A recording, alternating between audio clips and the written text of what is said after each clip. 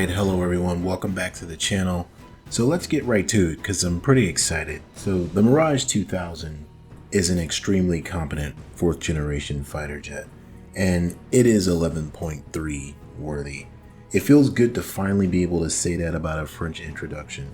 The Mirage 2000 is leaps ahead of the Mirage F1C. I can honestly say that if I get smoked in the Mirage 2000, 9 out of 10 times it was something dumb that I did. It's not the fault of the plane. Alright, so let's talk flight performance. So the performance is pretty stellar, even though you only have a single engine, the Snicma M53P2. But that engine just has loads of power. It can get you out of a jam, whereas in the F1C, you kind of would have been left floundering. Believe me, it's happened to me a lot. The acceleration in the Mirage 2000 is nice, but you can rip the wings off in a straight line by overspeeding, so you got to be careful with that. But I haven't ripped the wings off yet by over-G'ing the plane, like in a turn or something. Fuel burn is fine for me. I'm doing perfectly well with just 20 minutes of fuel. I found that, with 30, it just didn't work for me. The jet's a little heavier. I don't really need 30 minutes of fuel, but to each his own on that. But I feel that 20 is adequate. Alright, so looking at maneuverability here. So the Mirage 2000 is more agile and more maneuverable than any of the other Mirages in the tech tree. So you just need to be ready for that. You can take the fight to many of your contemporaries and come out on top. I didn't find myself running from fights like I did in the F1C, and I'm going to compare this jet to the F1C a lot because that's what I was flying before this. But I didn't have to run from fights. I didn't have to worry about being outrated by most things that I come across. And that's pretty, you feel pretty good for once that you can just, just get in there and go without having to worry about, am I going to win this?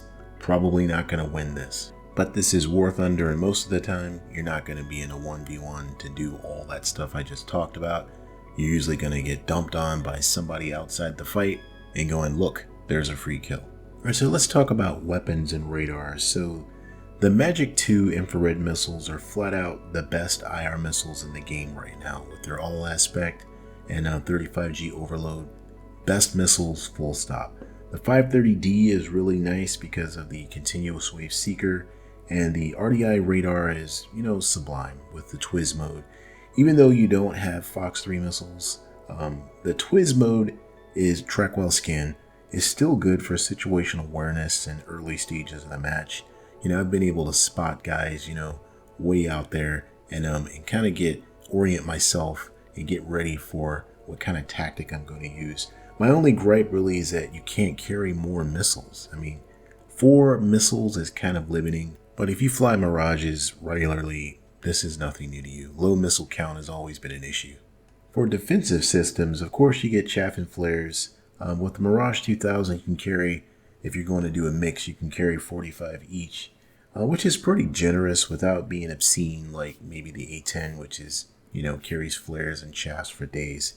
You get an RWR as standard as well as an engine fire suppression system, so pretty good there.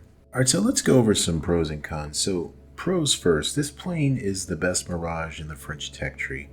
It has good semi-active radar homing missiles in the 530D and a great radar, and it has great performance. It outperforms many of its peers, and in my opinion, it's not a support plane. This is not a support fighter.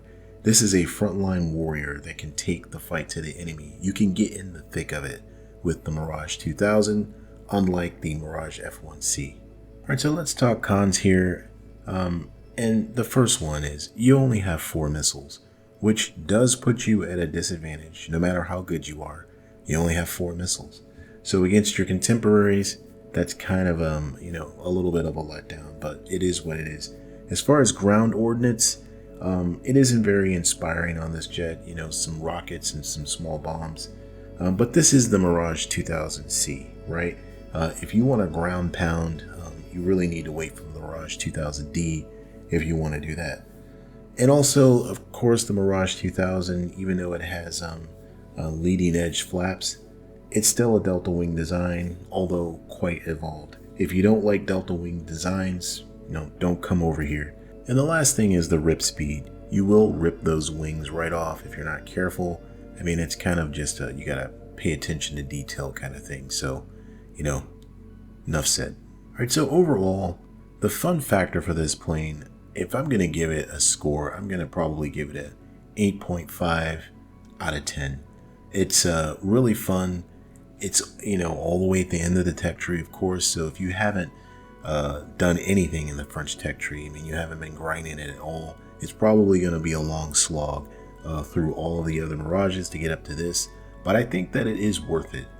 Definitely to get into the Mirage 2000C. I think it'll be worth the grind. Overall, I'm really happy the Mirage 2000C is here. I love the jet. I look forward to flying it. I don't avoid it like some other jets in the tech tree. So it's going to be great. I'm looking forward as well to additional variants of the Mirage 2000. And I think that's going to be great as those trickle into the game. But what do you guys think? I know it's pretty early. A lot of you may not have the Mirage 2000C yet. But from what you've seen so far, are you underwhelmed, or are you looking forward and anticipating getting into the jet? Let me know in the comments. And as always, thanks for checking out the video, and I will see you guys in the future. Peace.